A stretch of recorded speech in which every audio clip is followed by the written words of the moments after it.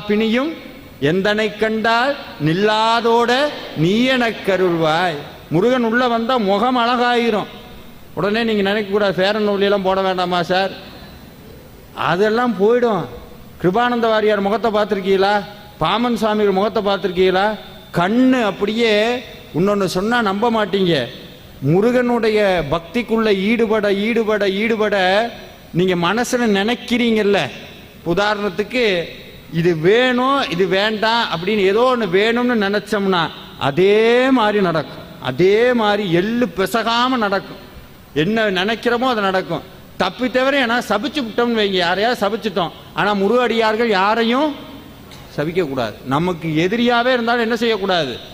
சபிக்க கூடாது. அது ஏன் சபிக்க கூடாதுன்னா, இது நாள் வரைக்கும் நீங்க பூஜை பண்ணி ஒரு பலனை சேர்த்து வச்சிருக்கீங்கல்ல, சபிச்சா அத்தனையும் போயிடும். ஆனா அது நடந்துரும் அவனுக்கு எக்காரணம் கொண்டு.